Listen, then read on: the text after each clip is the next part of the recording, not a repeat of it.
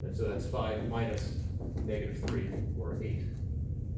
Is up always positive? No. No. So think of it as the positive direction. So let's suppose I got 5 and 3 here, and I said, I want to know what's the current flowing in this direction.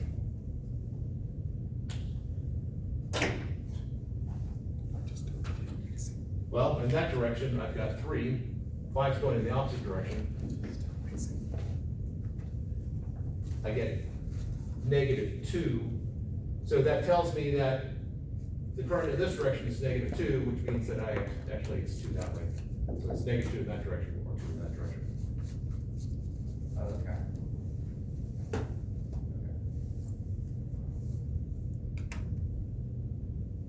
Having the currents flow in opposite directions is similar to basically this problem. Okay. Yeah, that makes sense. It clarifies it. Okay.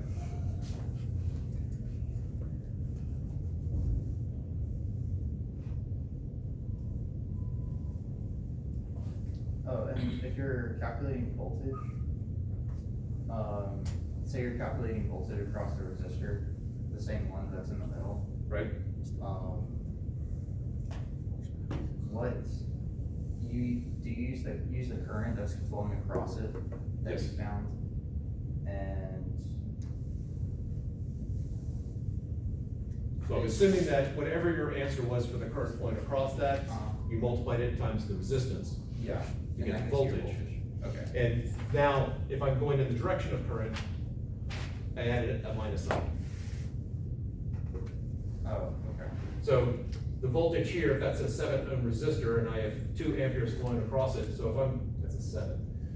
So it would be 14 volts negative in the direction of current, or positive going against it. Okay.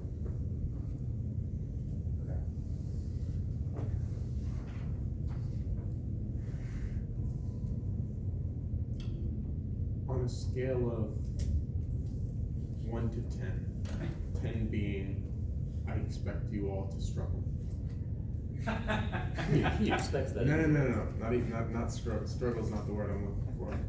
I expect to see faces of doom and despair during this test. And then 1 being, y'all are gonna fly through this. What do you perceive? What premonitions? You think it'll be quick or long? It's always longer than I expect. Yeah, depends on how well you know it. And if you could look at a problem and see the shortcut, then not have to think about it, that definitely cuts down on time. My tests, I always design my tests and I'm thinking, okay, an hour. So 2 at the max. Yeah, it won't be 3. 3 if you don't know to it. do that in calculus too. So is that an hour if you're taking the test? Like, or an hour if like we're if you're taking fine, it? it'll take you a half an hour, if Oh. you're fine, and then it'll take like 4 hours. There's a 151 test I gave last week and I blocked Yeah, out sat my down. entire afternoon for it. I finished it in about 15 minutes and took students around like Very 2 easy, hours. like So 30 minutes. I'm not going Like, by you'll be how long it fine. takes me. Hour if you don't know it, then it's like 4 hours. Because I wrote the problem, so That's fair. I know what I'm looking for there, so that, not a fair comparison. So Again, the best advice given to me was by Ms. Sasson of, once I think the test is the right length, remove the problem. you said there was shortcuts. Can you actually Can you, explain like- what you mean, like what- example problems? I mean, a shortcut, if I have a parallel plate capacitor, and they're, say, 1 meter by 1 meter, and they're 0.1 centimeters apart. So they're a millimeter apart. So you Then can I see know that the distance between them is so much smaller than the size of the plate, the double. so I can use the infinite plate approximation. Oh, That's a shortcut. Okay. So conceptually understanding stuff like that. Yeah. In the first test, it's a conducting sphere, solid conducting sphere with excess charge. You know all the excess charge is going to be on surface. If it's hollow, it might be some on the outside, might be some on the inside. I mean, it's those shortcuts, or for Gauss's law problem. I mean, recognizing, oh, it's a Gauss's law problem. I don't need to actually calculate the electric flux It's just. using any calculus, I just use Gauss's law, done. Which, all the Gauss's law problems I've given, once you recognize it, it's trivial, with the exception of the overlapping spheres. Right.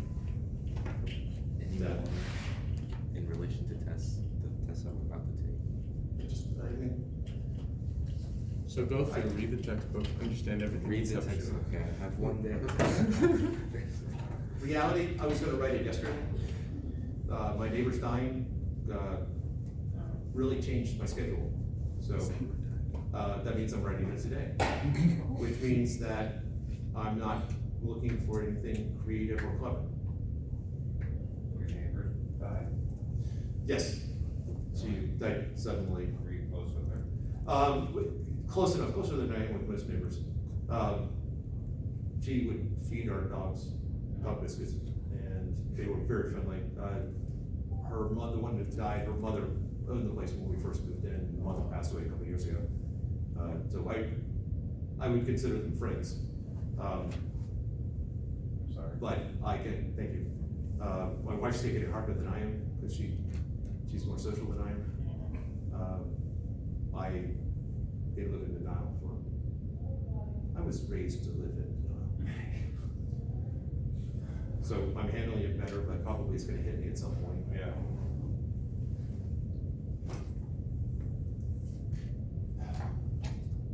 Sometimes denial is the place to be. It's not a river in Egypt. It's that too. Anyway, what name is that? I don't remember. Denial? Nile River. Oh. Wow. Sorry for you grammar people. The Nile. I live in the state of the Nile.